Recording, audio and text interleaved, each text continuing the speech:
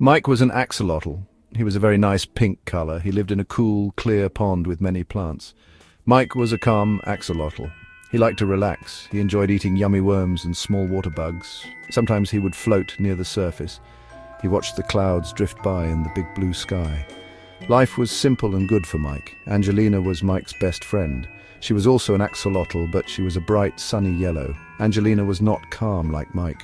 Oh no, she was very brave and loved adventures. She always wanted to see new things. She swam faster than Mike. She explored every corner of their pond.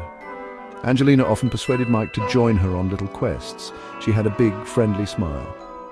One morning, something strange happened. A small, shiny box fell from the sky. Splash! It landed right in their pond.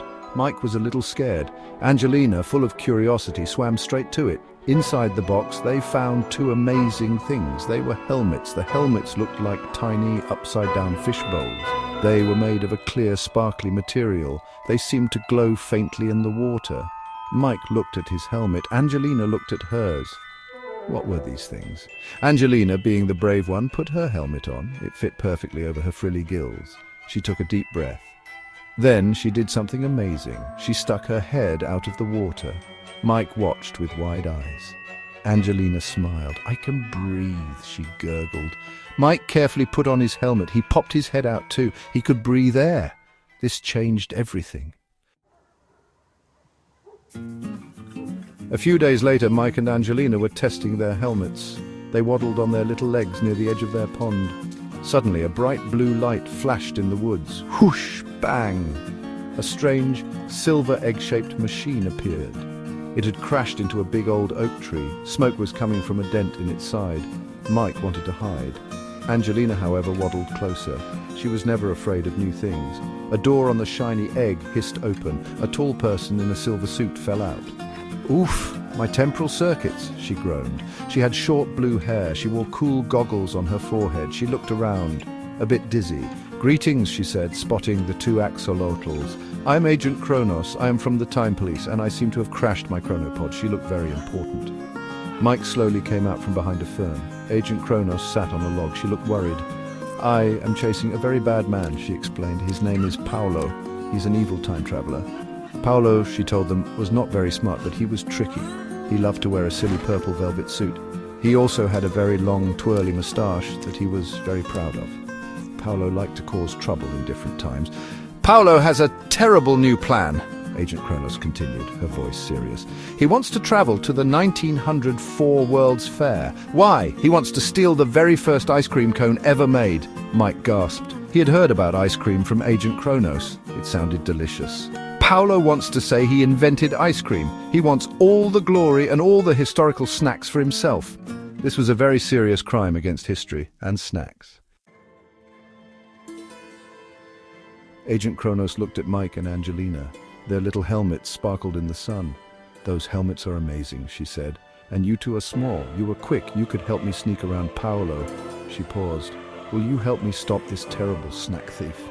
Mike felt a shiver of fear, but he also thought about yummy ice cream. Angelina bounced on her little feet. "Yes, we will help," she chirped. Mike nodded bravely. Adventure time. They all climbed into the chronopod. Agent Kronos fixed the dent with a special laser tool. "Next stop, St. Louis, 1904, she announced. She pulled a big lever. The chronopod whirred and shook. Vst bang! They landed with a bump. But outside there were no buildings. There were giant trees and huge ferns. A massive, scaly creature with big teeth roared at them. "Oops," Agent Kronos muttered. "Slight detour. Welcome to the Cretaceous period, little deputies." Agent Kronos quickly typed on her console. The chronopod zipped away, just as the dinosaur decided they looked like tasty appetizers. Whew. Their next landing was correct. The 1904 World's Fair was noisy and crowded. People in old-fashioned clothes hurried everywhere. Music played. "There he is," Angelina pointed. Paolo, in his ridiculous purple suit, was easy to spot. He was already setting up a sneaky trap near an exhibit about future foods. Paolo was cackling to himself. He had dug a small hole and was filling it with sticky brown molasses. "This will stop any pesky time police," he sniggered. Mike, waddling carefully, almost fell in. "Look out!" Angelina yelped. She quickly used her head to nudge Mike away. Paolo saw them. "Tiny meddlers!" he shouted.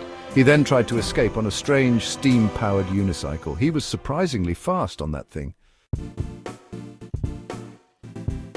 Paolo zoomed through the crowds on his unicycle. Agent Kronos, Mike, and Angelina chased after him. They finally cornered him near the Palace of Electricity, where an exhibit showcased the history of frozen desserts. Paolo was holding a net. He was trying to snatch the famous first waffle cone, displayed proudly under glass. "You are too late, time fools," he yelled, his mustache quivering with evil excitement. "Ice cream history will be mine." He then pulled out a giant water pistol. "Prepare to face my prune juice peril," Paolo declared.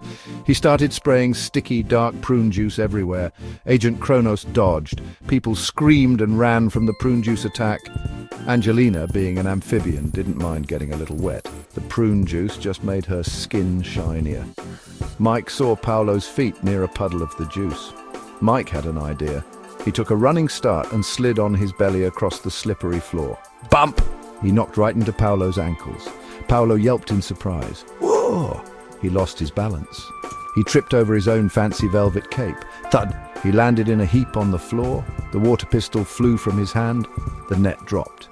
Agent Kronos quickly snapped a pair of glowing blue time cuffs onto Paolo's wrists. "Your dastardly dessert napping days are over, Paolo," she said sternly. Paolo just grumbled about his stained suit and his now very droopy moustache.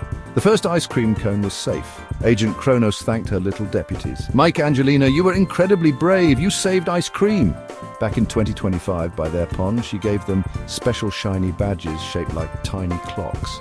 "Official Time Police Auxiliary Unit," she announced, and as a special reward, she used her food replicator from the Chronopod. She made them the most delicious, axolotl-safe, worm-flavored ice cream. Mike and Angelina agreed. Adventures were tiring but very, very rewarding, especially with ice cream.